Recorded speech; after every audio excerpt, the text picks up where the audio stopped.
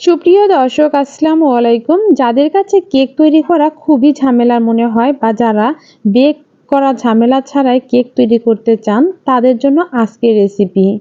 একেবারে তেলে ভেজে কিভাবে ফুলকো ফুলকো কেক তৈরি করতে পারবেন খুব সহজেই এবং ৩ থেকে ৪ দিন সংরক্ষণ করে এই কেকগুলো খেতে পারবেন, সেই রেসিপি কিন্তু আজকে শেয়ার করব।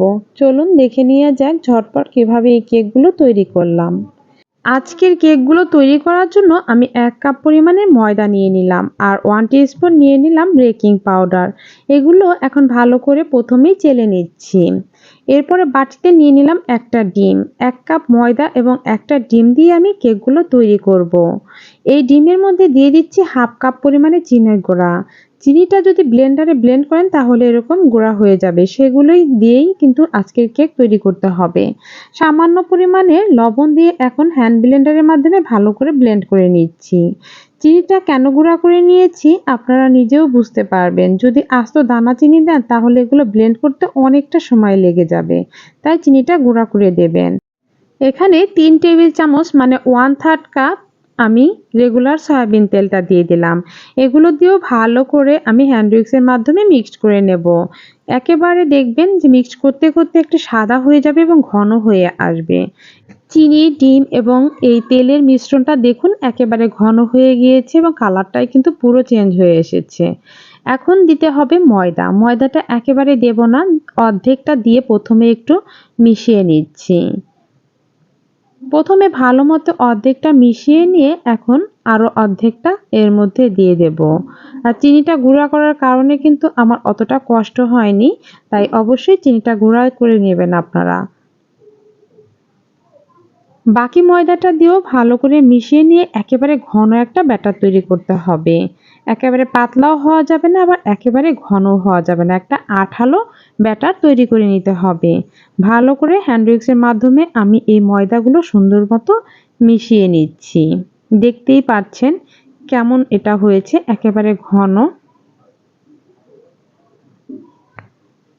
লেগে লেগে আসছে এমন অবস্থায় কিন্তু এই ব্যাটারটা রাখতে হবে। একটু থিক ব্যাটার হবে এটা।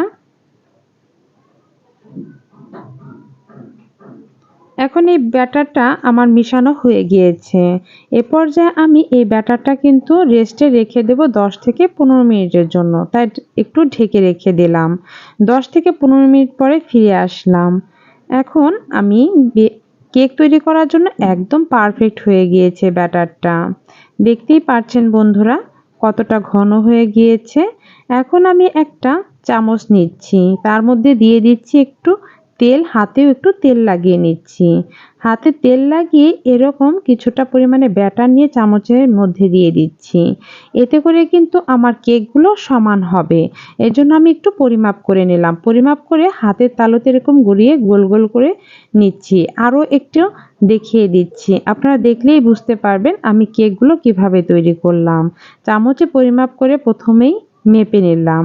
এরকম সমানভাবে সবগুলোই নিয়ে এখন কেকগুলো তৈরি করব। চুলায় পরিমাণ মতো তেল দিয়ে দিয়েছি ফ্রাই প্যানে। আর চুলার আঁচটা কিন্তু একেবারে লো হিটে থাকতে হবে।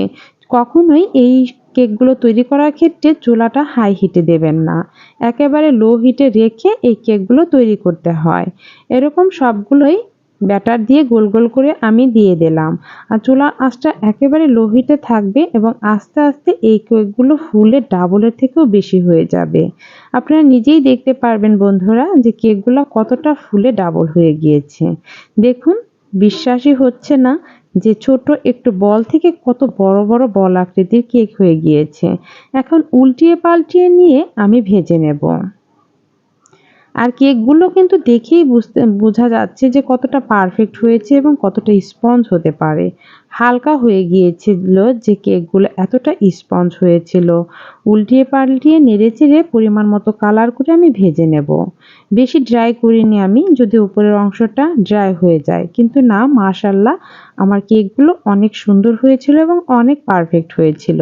তেল ঝরিয়ে নিয়ে এখন তুলে নিচ্ছি। দেখুন বন্ধুরা কতটা পারফেক্ট হয়েছে। কেকের উপরে কিন্তু একটু ফাটল ধরেছে, তার মানে একদম পারফেক্টভাবে এটা ফুলে ফেপে উঠেছে। আর কত সহজ রেসিপিতে আজকের এই তেলে ভাজা কেকগুলো আমি দেখিয়ে দিলাম। আশা করছি আজকের রেসিপিটা আপনাদের সহজ লাগবে এবং ভালোও লাগবে। যদি ভালো লেগে থাকে তাহলে কিন্তু লাইক কমেন্ট শেয়ার করতে ভুলবেন না। আর যারা চ্যানেল থেকে দেখছেন চ্যানেলটি প্লিজ সাবস্ক্রাইব করে দেবেন, আর পেজ থেকে দেখলে পেজটাকে ফলো করে দিবেন। সবাই ভালো থাকবেন, সুস্থ থাকবেন।